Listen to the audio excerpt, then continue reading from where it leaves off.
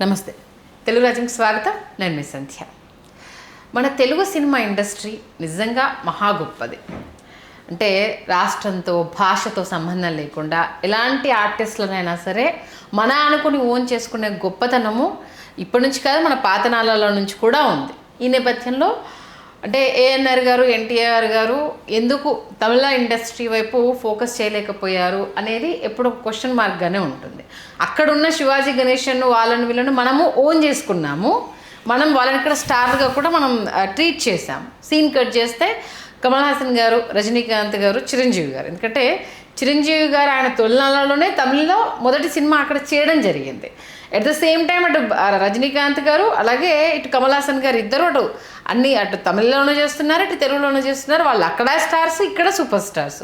ఎందుకు చిరంజీవి గారు అటువైపు ఫోకస్ చేయలేకపోయారా, లేకపోతే ఏదైనా ఒకవైపే ఉందామనుకున్నారా, వాళ్ళలాగా అటు ఇటు అని రెండు ఇండస్ట్రీని ఎందుకు వెళ్ళలేకపోయారు అన్నది ఇప్పటికి ఒక చిన్న క్వశ్చన్ మార్క్ లాగా ఉండిపోయింది. మరి దాని గురించి మన చరిత్రకారులు, సినీ రాజకీయ విశ్లేషకులు చిల్లగడ్డ శ్రీకాంత్ గారిని అడిగే ప్రయత్నం చేద్దాము. వాళ్లకు సాధ్యమైన ఫీట్ మన వాళ్ళకి ఎందుకు సాధ్యం కాలేదు ఆయన మాటలోనే తెలుసుకుందాం. శ్రీకాంత్ గారు నమస్తే అండి. నమస్కారం సంధ్య గారు. ఇది ఎప్పటి నుంచో నాకున్న ప్రశ్న. చాలా సందర్భాల్లో ఎవరైనా కనిపిస్తే అడుగుదాం అనుకున్నాను. బట్ ఇప్పుడు సినిమాకి సంబంధించి మనం రోజు డిస్కస్ చేస్తున్నాం కాబట్టి, ఎందుకంటే బాలచందర్ గారు నేను ఇంట్రడ్యూస్ చేయాలి అంటూ కూడా చిరంజీవి గారిని తమిళ్లో ఇంట్రడ్యూస్ చేశారు. అంటే ఇక్కడ మన దాంట్లో అప్పుడే డ్యాన్సులు కావచ్చు, చిరంజీవి గారి పర్ఫార్మెన్స్ని ఇంతలా ఆదరించినప్పుడు తమిళ ఇండస్ట్రీలో కూడా ఇంతలా పెద్దగా డాన్సులు చేసే వాళ్ళు ఎవరు లేరు. ఒక కమల్ హాసన్ గారు, రజనీకాంత్ గారు స్టైల్ తోటి, రజనీకాంత్ గారు అన్ని స్టైల్తో కమల్ హాసన్ గారిని కూడా ఇంత గ్రేస్తో కమల్ హాసన్ గారు చేస్తారా అని అంటే చిరంజీవి గారు, కమల్ హాసన్ గారు అని అంటే కమల్ హాసన్ గారు కూడా చిరంజీవి గారుగానే ఒప్పుకుంటారు.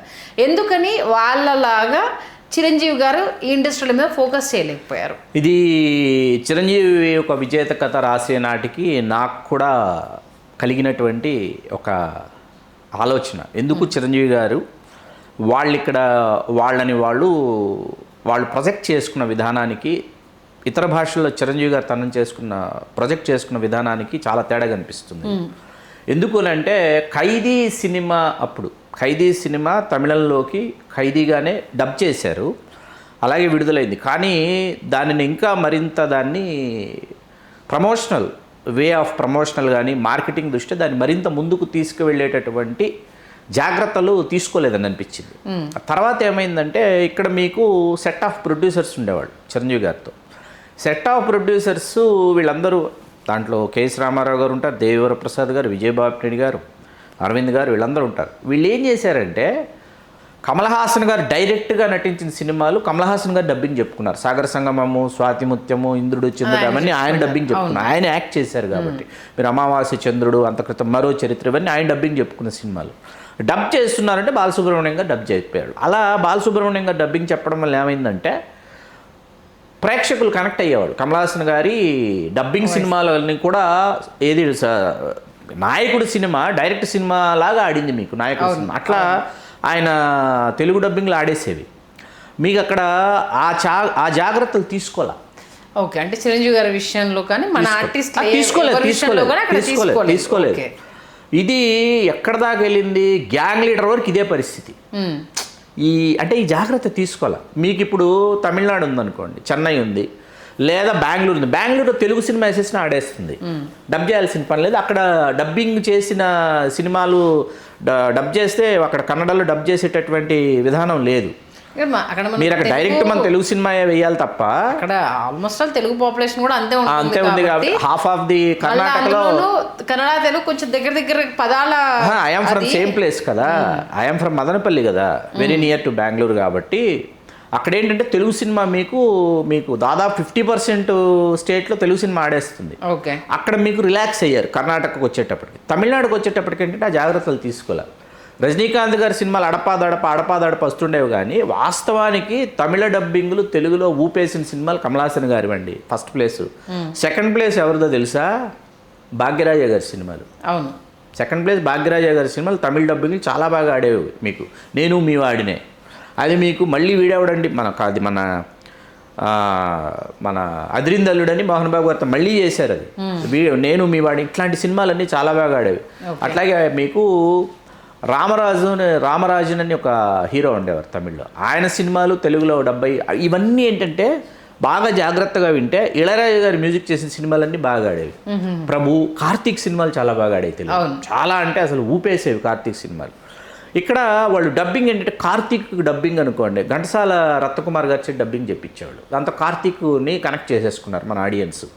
ఇవాళ మనకి కార్తీ ఎట్లా సొంత డబ్బింగ్తో దగ్గర అయిపోయాడు, అప్పుడు కార్తీక్ ఘంటసాల రత్నకుమార్ గారి డబ్బింగ్తో అతని దగ్గర అయిపోయాడు. గ్యాంగ్ లీడర్ వరకు చిరంజీవి గారి సినిమాల మీద ఎవరు ఏ విధమైన జాగ్రత్తలు తీసుకోలేదు అసలు. ఓకే, ఆ తీసుకోకపోవడం తమిళ మార్కెట్ విషయంలో బాగా వెనకబడ్డారు. గ్యాంగ్ లీడర్ని విజయబాపినేడి గారు ఆయన తమిళ డబ్బింగ్ చేస్తున్నప్పుడు సాయి కుమార్ గారి డబ్బింగ్ చెప్పిస్తే ఎట్లా ఉంటుందని చెప్పి సాయి కుమార్ గారి డబ్బింగ్ చెప్పించారు తమిళ్లో. చెప్పిస్తే అసలు గ్యాంగ్ లీడరు, ఈయన పేరు విజయ్ బాపినేడు అనే పేరు పలకడం రాదేమో తమిళ ప్రేక్షకులకని ఆయన పేరు గుత్తా బాపినేడి చౌదరి, విజయ వచ్చి వాళ్ళ అర్ధాంగి పేరు విజయ బి చౌదరి అని వేసుకున్నాడు ఆయన డైరెక్టర్గా ఆయన పేరు. తమిళనాడు వచ్చిన తెలుగు తుఫాన్ అని చెప్పి పతాక శీర్షికలు తమిళ డైలీస్, దినతంతి, మనోరమ ఇవన్నీ అనమాట. పెద్ద హిట్ తమిళ్లో కూడా గ్యాంగ్ లీడర్, చాలా పెద్ద హిట్.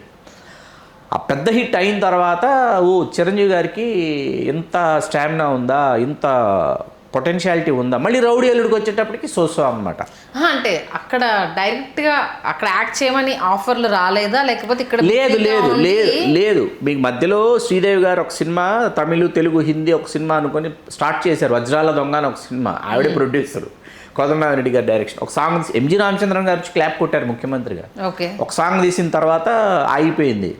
అట్లా ఏంటంటే మీరు తమిళ్లో వచ్చి యాక్ట్ చేయండి లేకపోతే అనేది ఏంటంటే దళపతి విషయంలో జరిగింది. కానీ దళపతి విషయంలో మాకప్పుడు మేము అనుకుంది ఏంటంటే మమ్ముట్టి గారి పాత్ర అడిగారు అని అన్నారు. కాదు, తర్వాత మాకు తెలిసింది అరవింద్ స్వామి పాత్రకి అడిగారు అంటే చిచ్చి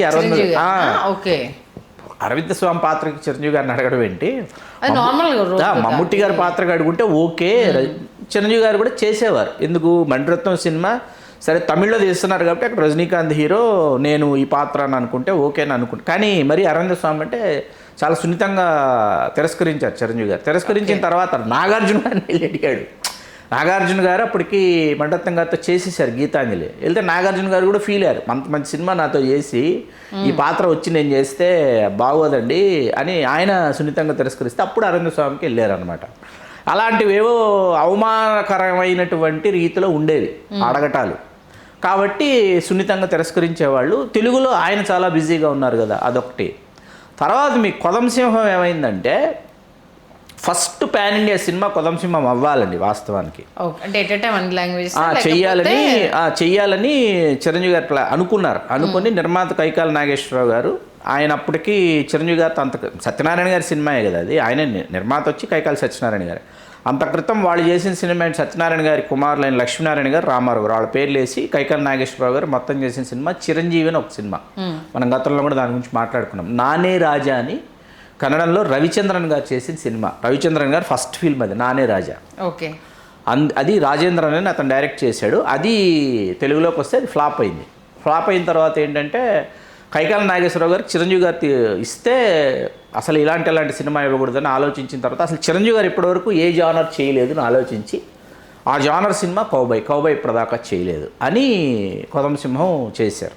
5 రాష్ట్రాలు అప్పట్లో షూట్ చేసి ప్రాణ్ గారు, సోనం గారు ఇద్దరున్నారు, కన్నడ ప్రభాకర్ గారు ఉన్నారు, సత్యనారాయణ గారు, రాధా గారు ఎలాగున్నారు, వాణి విశ్వనాథ్ గారు ఉన్నారు, చిరంజీవి గారు. ఇది all over India Hindi, Tamil అలా రిలీజ్ చేయాలని ప్లాన్ చేశారు. చాలామందికి విషయం తెలియదు. సంజయ్ గారు రుద్రవీణ సినిమాకి నర్గిస్ దత్ జాతీయ ఉత్తమ చిత్రం, సమైక్యతా చిత్రం అవార్డు వచ్చింది.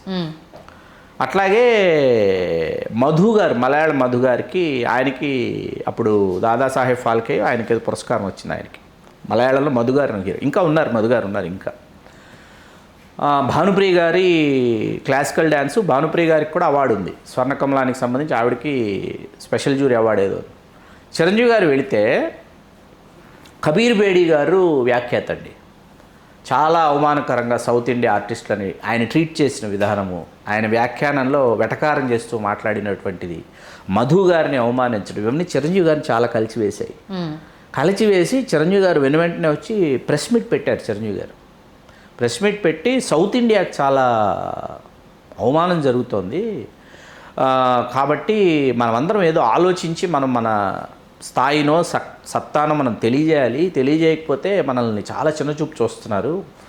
ఆ వెంటనే గోవా ఫిలిం ఫెస్టివల్కి కూడా వెళ్ళినప్పుడు కూడా ఇట్లాగే అయింది. ఇది ఎక్కడ సౌత్ ఇండియన్ ఆర్టిస్టుల ఫొటోస్ కానీ మన సినిమా వాల్ పోస్టర్లు కానీ ఏమీ లేకుండా ఏదో ఒకటి ఆరా ఉంది అంటే ఉంది అన్నట్టు అది చిరంజీవి గారిని చాలా కలిసివేసి ఆయన వెంటనే కొదం సింహము హిందీలో చేసేయాలని. అరవింద్ గారు ఏం చేశారంటే లేదు మనం సినిమా తీద్దాం హిందీలోనే, కొదం సింహం కాదు మనం సినిమా డైరెక్ట్గా హిందీలో తీద్దాం అని అన్నారు. వాస్తవానికి ఏంటంటే కొదం సింహం చేస్తే చాలా బాగుండేదని ఇప్పటికి నాకు అనిపిస్తుంది. అది ప్రతిబంధ అయింది. అంకుశం రీమేక్ ప్రతిబంధ అయింది. ప్రతిబంధ డ్రై సబ్జెక్ట్ అండి. మీకేంటంటే ఒక సెక్షన్ ఆఫ్ ఆడియన్స్కి రీచ్ అవుతుంది, హిట్ అవుతుంది. కానీ ఏంటంటే చిరంజీవి గారి యొక్క హీరోయిజం ఏదైతే ఉందో, డాన్సులు కావచ్చు, ఆయన అగ్రెసివ్నెస్ కావచ్చు, ఆయన ఫెరోషియస్గా ఆయన కనిపించేటటువంటి ఆ హీరోయిజం ఎలివేషన్స్ కావచ్చు కొదం సింహాల్లో ఉంటాయి. మీకు కొదం సింహం చూస్తుంటే సంధ్య గారు మొన్న 4Kకి సంబంధించిన సాంగ్స్ ఇవన్నీ యూట్యూబ్లోకి వచ్చే ట్రైలరు అవన్నీ చూస్తుంటే చిరంజీవి గారు తెలుగు హీరోనా హాలీవుడ్ హీరోనా అనిపిస్తుంది. ఆయన బాడీ లాంగ్వేజ్ కావచ్చు, ఆ హవాయి సిగార్స్ అంటారు, ఆ సిగార్స్ ఆయన కాల్చే పద్ధతి కావచ్చు, ఆయన వే ఆఫ్ బాడీ లాంగ్వేజ్లో ఆయన యాటిట్యూడ్ కావచ్చు, ఆయన బిహేవియర్ కావచ్చు, భరత్ అనే పాత్ర ఆడుకునే విధానం కావచ్చు, ఇవన్నీ ఏంటంటే ఈయన తెలుగు హీరోనా ఈయన హాలీవుడ్ హీరోనా అనిపిస్తుంది. అది పర్ఫెక్ట్గా ఉండేది. కొదం సింహం చేసి ఉంటే అరే మంచి అవకాశం మిస్ అయిందే అని అనిపించింది. అది ప్రతిబంధ అయింది. ప్రతిబంధ తర్వాత ఏమో హిందీలోకి మన గ్యాంగ్ లీడర్ ఆస్కా గుండారాజు, రవిరాజ పినిశెట్టి గారు, అది రవిరాజ పినిశెట్టి గారు, అది సిప్పి వాళ్ళు తీశారు, ఎన్ఎన్ సిప్పి, రమేష్ సిప్పి వాళ్ళు చేశారు ఆస్కా గుండారాజు కూడా ఆడిందండి, బాగానే ఆడి. ఈ రెండు ప్రతిబంధ ఆస్కా గుండారాజు ఆడి. జెంటిల్మ్యాన్కి వచ్చేటప్పటికి ఏమైందంటే శంకరే డైరెక్ట్ చేయాలి, శంకర్ గారు చెయ్యాలి. ఆయన వెంటనే కాదలని ఒప్పేసుకున్నాడు. ఆయన ఒప్పేసుకోవడం వల్ల ఏంటంటే మహేష్ భట్ గారు అప్పటిదాకా రీమేక్ అంటే తెలియదు ఆయనకి, రీమేక్ సినిమా చేయలేరు ఆయన. అలాంటిది మహేష్ భట్ గారికి అరవింద్ గారు వెళ్ళటం అనేది ఇవాళకి ఒక రాంగ్ డెసిషన్ అనిపిస్తుంది నాకు. ఎందుకంటే అందులో ఉన్న సోల్ ఏదైతే ఉందో ఆ సోల్ని మహేష్ భట్ గారు వాళ్ళు ఫీల్ అవ్వాలి. ఆ ఫీల్ అవ్వకపోవడము మీకు అది స్క్రీన్ మీద కనిపించేస్తుంది. అలా ది జెంటిల్మ్యాన్ ఫ్లాప్ అవ్వటం, దాంతో ఇక హిందీ వైపు మనం ఆ దృష్టి తగ్గింది. తర్వాత మీకు ఈ ఘరానా మొగుడు మలయాళంలో 70 హే హీరో అనే పేరు మీద అక్కడ చాలా బాగా అప్పట్లో ₹1 కలెక్ట్ చేసింది కేరళలో. అప్పట్లో కేరళలో ₹1 కలెక్ట్ చేసి అక్కడ 100 days ఫంక్షన్ చేసి చిరంజీవి గారు అక్కడికి వెళ్ళి చిరంజీవి గారు మలయాళంలో ప్రసంగించి అది మొదటి నుంచి నడక తప్పింది. తెలుగు సినిమానే విడుదల చేసి ఏది బెంగళూరు అంటే అక్కడ విడుదల చేయాలి, తమిళనాడులో కూడా తెలుగు సినిమానే విడుదల చేసి. మన దగ్గర ఏంటంటే అందుకే నేను స్టార్టింగ్లో చెప్పాను, మన తెలుగు వాళ్ళకి టాలెంట్ ఇంపార్టెంట్.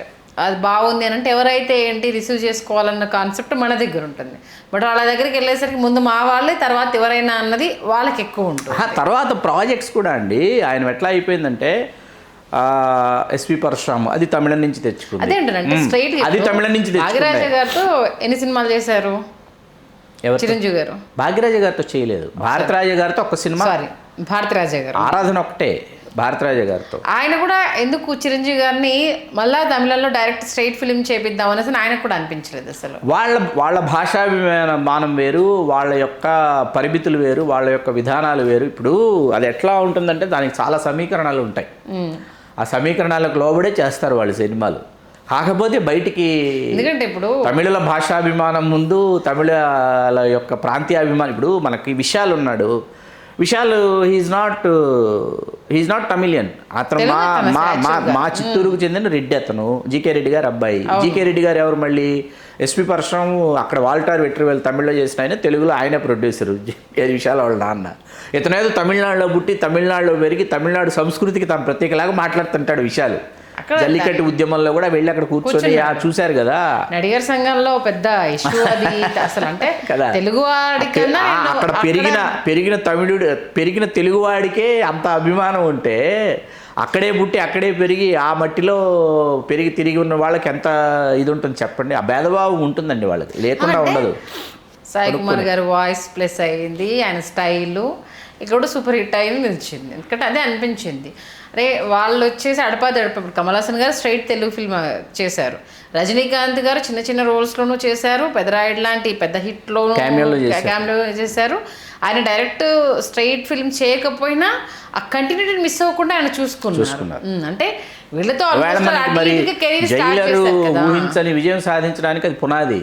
ఇక్కడ జైలరు ఎంత విజయం సాధించింది తెలుగులో కూడా అంటే అది పునాది. అదే అంటున్నా. సైరాతో ఆ ప్రయత్నం చేశారండి కొంతవరకు. సైరాత్ ఏంటంటే దాన్ని బయట భాషల్లోకి ఉన్నారు కాబట్టి అంటే ఇంకంతే. అక్కడి నుంచి మనకు ముందు నుంచి పాన్ ఇండియా అయిపోయింది, ప్యాన్ వరల్డ్ పాన్ ఇండియా అయిపోయింది కాబట్టి కేవలం ఇక్కడే ఆగిపోవాలని ఆయనకి ఎందుకు అనిపించింది? ఆయనకేం అనిపించలే ఇక్కడ అటువైపు వెళ్ళాలన్న ప్రయోగాలు ఆయన కూడా ఎందుకు చేయలేదు? అది చుట్టూ ఉన్న నిర్మాతలు చెయ్యాలి. చుట్టూ మీ యొక్క దైనందిన మీ యొక్క సినీ జీవితానికి సంబంధించినటువంటి కీలకమైన నిర్ణయాలు ఎవరైతే తీసుకుంటున్నారో వాళ్ళు చెయ్యాలి. అది జరగల. ఆ జరగకపోవడం ఏమైపోయిందంటే ఒక పరిమితికి లోబడిపోయి ఉండిపోవటం వల్ల మీకు once this is not an complaint. Me Covid టైంలో ఏమైందంటే కోవిడ్లో మనకు చూద్దామని అనుకుంటే చిరంజీవి గారి సినిమాలు పాత సినిమాలు 10 సంవత్సరాలు నటించలా. అది బిగ్గెస్ట్ కంప్లైంట్. ఏమవుతుంది 10 years 5 years వదిలేద్దాం. 7 శంకర్దాదా జిందాబాద్ అయిపోయిన దగ్గర నుంచి మీకు 2014 ఎన్నికల వరకు 5 సంవత్సరాలు తీసేస్తే వెంటనే నటించేస్తే 5 సంవత్సరాలు కవర్ అయ్యేది. టోటల్గా 10 సంవత్సరాలు పోయింది. 17 దాకా పోయింది. జనవరి 17 కానీ శంకర్ రాలా మనకి. ఖైదీ నెంబర్ 150 రాలా. మళ్ళీ ఖైదీ నెంబర్ 150 కూడా రీమేకే, గుర్తుపెట్టుకోండి మీరు. గాడ్ ఫాదరు రీమేకే, లూసిఫర్ అక్కడి నుంచి రీమేక్లు వస్తున్నాయి ఇక్కడికి మనకి. మన దాని పేరేంటి బోళా శంకర్ రీమేకే తీసుకోండి. మీరు తీసుకుంటే ఇలాగ వస్తుంది అనమాట. కాసేపు ఆ రీమేక్లను పక్కన పెడితే కోవిడ్ టైం మాట్లాడుకుంటే కోవిడ్ టైము ఆల్మోస్ట్ ఆల్ ఇంటికి పరిమితం అయిపోయి ఓటీటీ ప్లాట్ఫామ్స్లోకి వచ్చేసిన సమయంలో మీకు తెలియకుండా తెలుగు వాళ్ళు, తెలుగు రాష్ట్రాల్లో ఉన్నవాళ్ళు విపరీతంగా చూసింది మమ్ముట్టి గారి, మోహన్ లాల్ గారి సినిమాలు చూస్తారు. ప్రపంచ సినిమాలతో పాటు వీళ్ళిద్దరు సినిమాలు చూశారు. చిన్న చిన్న సినిమాలు, పెద్దవి వెబ్ సిరీస్లో మెయిన్ తమిళ్, కన్నడ, మలయాళం సంబంధించినవి ఎక్కువ చూడడం జరిగింది. సినిమాలకు వచ్చేటప్పటికి మమ్ముట్టి గారికి, మోహన్ లాల్ గారికి ఒక ట్రాన్స్ఫార్మ్ అయినటువంటి ఒక జనరేషన్ మీకు కోవిడ్లో వచ్చింది. వీళ్ళు ఇప్పుడు ఏంటి మమ్ముట్టి గారిది, మోహన్ లాల్ గారి ఇప్పుడు కొత్త సినిమా ఏదన్నా వస్తుంటే కూడా వీళ్ళ ఆసక్తి దాని మీదకి వెళ్ళిపోతుంది. ఇప్పుడు పేట్రియాట్ కొన్ని సంవత్సరాల తర్వాత ఇద్దరు కలిసి అందరూ ఈగర్లీ వెయిటింగ్ ఆ సినిమాకి. అటువంటి ప్రయోగాలు చేయించాలి. బాబీ సినిమా అలాగే ఉంటుందని అంటున్నారు director KS Ravindra alias Bobby చేయబోతున్న సినిమా అలాగే ఉంటుంది. మోహన్ లాల్ గారు కూడా అందులో నటిస్తున్నారని చెప్తున్నారు చిరంజీవి గారితో పాటు. మాలాంటి వాళ్ళు చిరంజీవి గారు మమ్ముట్టి గారితో నటించాలని, చిరంజీవి గారు మోహన్ లాల్ గారితో నటించాలని, చిరంజీవి గారు నసీరుద్దీన్ షా గారు ఎదురుపడి నటించాలని, చిరంజీవి గారు నానా పటేకర్ గారు.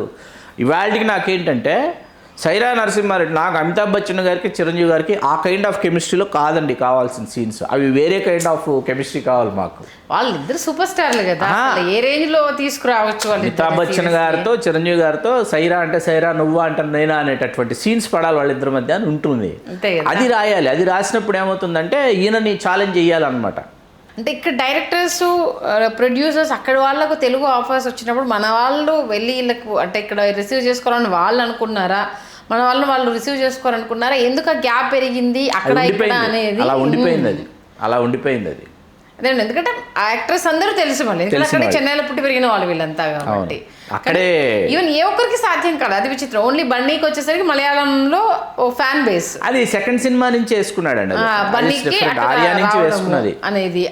ఇప్పుడు మన రాజమౌళి గారితో ఆ తెలుగు స్టార్డమ్ అనేది ఒకంత పెరిగింది. బట్ ఇప్పటికీ కూడా దాన్ని ఇప్పుడు కార్తీ తెలుగు నేర్చుకొని తెలుగు వాళ్ళ కోసం తెలుగులో స్ట్రైట్ సినిమా చేయాలనేసి ఇచ్చాడు. ఇప్పుడు సూర్య ఈ మధ్య తెలుగు, తమిళ రెండింటి మీద ఎట్ ఏ టైం ఫోకస్ చేసేసి తన డబ్బింగ్ తనే చెప్పుకుంటున్నాడు. అంటే మన వాళ్ళు ఎందుకు అటువైపు ఇక్కడి వరకే ఆగిపోతున్నారు, అటువైపు పెట్టలేకపోతున్నారని ఒక చిన్న బాధ. ఎందుకంటే వాళ్ళని వచ్చి మనం ఇంత రిసీవ్ చేసుకుంటున్నామే, మనం వెళ్తే వాళ్ళు రిసీవ్ చేసుకోరా, చేసుకుంటారు. అలవాటు చేయాలి. అదే అంటుంది, ఎందుకు అలవాటు చేయాలి.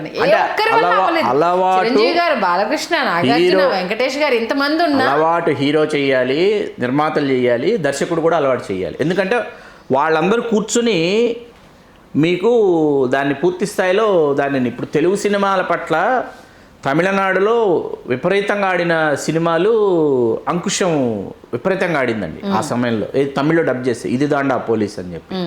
తర్వాత మన గీతాంజలి వచ్చి ఉదయం అనే పేరుతో, శివ ఉదయం అండి, సారీ గీతాంజలి శివ వచ్చి ఉదయం పేరుతో అక్కడ ఇవి చాలా బాగా ఆడే సినిమా. అది అలాగే కొనసాగించి ఉండాలి ఆ సమయంలో. రౌడీ ఇన్స్పెక్టర్ వచ్చి చాలా బాగా ఆడింది. రౌడీ ఇన్స్పెక్టర్ ఆటో రాణి విజయశాంతి గారి పాయింట్ ఆఫ్ వ్యూలో పెట్టి, గ్యాంగ్ లీడర్లో చిరంజీవి గారికి సాయి కుమార్ గారి డబ్బింగ్ చెప్పి, ఇక్కడ సాయి కుమార్ గారు గ్యాంగ్ లీడర్లో చెప్పారని రౌడీ ఇన్స్పెక్టర్ కూడా బాలకృష్ణ గారికి సాయి కుమార్ గారితో డబ్బింగ్ చెప్పించారు అక్కడ. తమిళ్లో అద్భుతంగా చెప్పారు సాయి కుమార్ గారు డబ్బింగ్.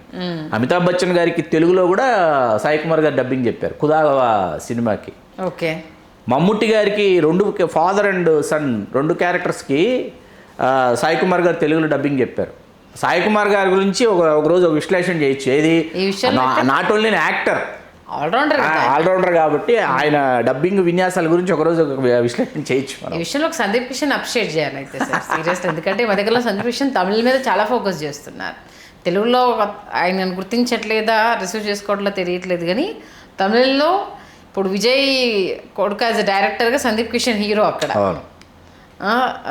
మన ఈయన ధనుష్తో సినిమాలో ఒక రాయన్ దాంట్లో అంతమంది ఉండగా ధనుష్ సందీప్ కిషన్ పిలిచి దీంట్లో నువ్వు ఉండాలి అని అడగడము అనేది. ఇప్పుడు ఒకవేళ అది హిట్ అయితే మళ్ళీ తమిళ్లో సందీప్ కిషన్ ఒక పొజిషన్ ఆల్రెడీ మంచి సినిమాలు చేశాడండి తమిళ్లో సందీప్ కిషన్. మీరు ఇక్కడ ఆది పినిశెట్టి గారిని మీరు మిస్ చేస్తున్నారు. అవును, ఎందుకంటే తెలుగువాడు అక్కడ బ్రాటప్ అయిన. అలాగే వైభవ్ కోదండరామరెడ్డి గారు అబ్బాయి వైభవ్ తెలుగు కంటే తమిళ్లో ఎక్కువ ఇది వచ్చి చాలా మంచి సినిమాలు చేశాడు. తమిళ్లో చాలా మంచి సినిమాలు చేశాడు.